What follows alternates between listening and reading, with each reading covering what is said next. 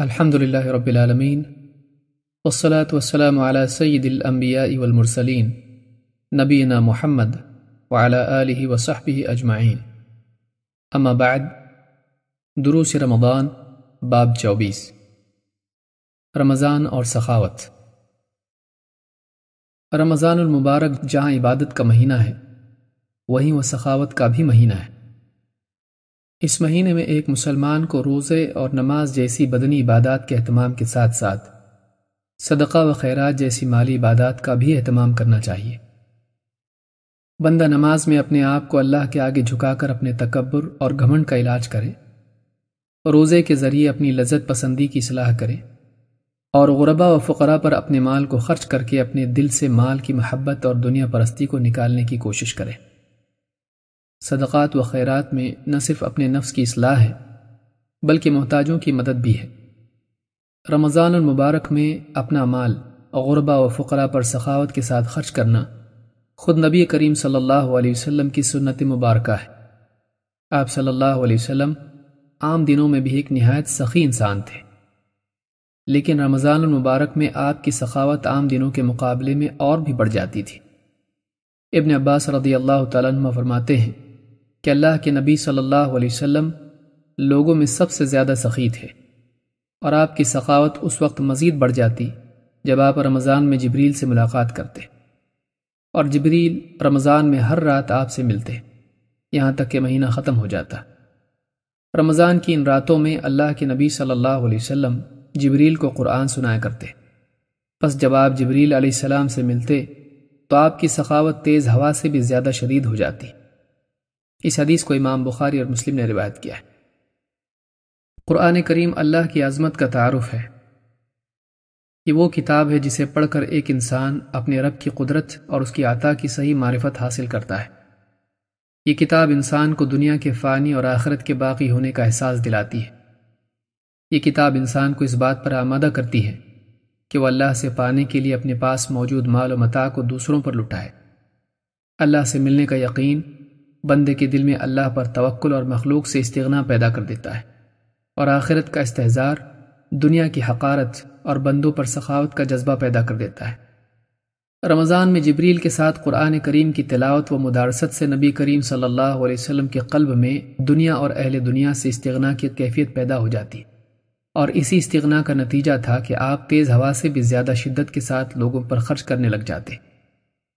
آپ کی سخاوت میں تیز ہوا کی طرح سرعت اور عمومیت پیدا ہو جاتی۔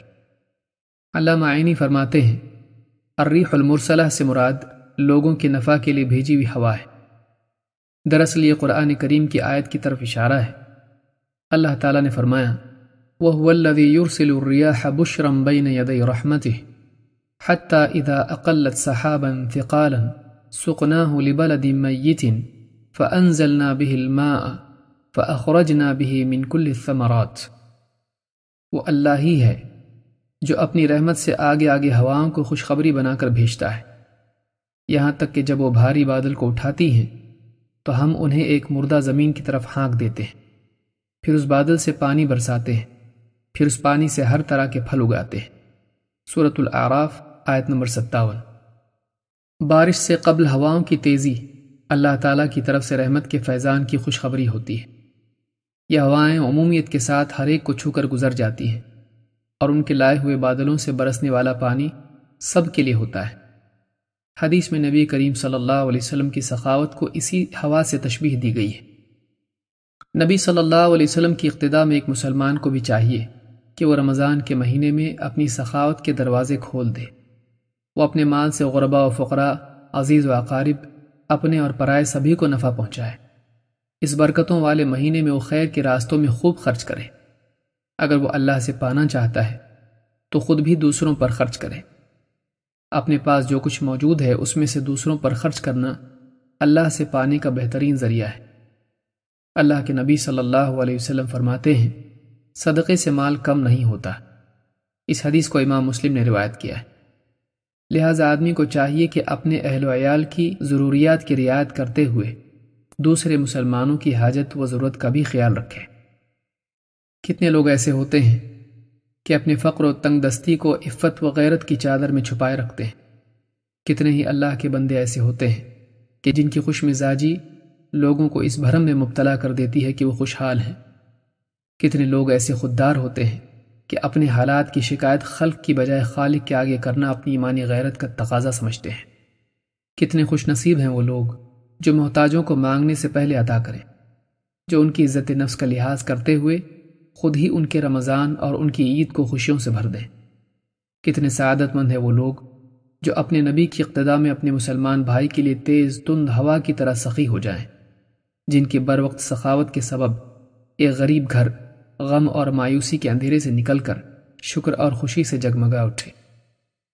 اقول هذا واستغفر الله لي ولكم۔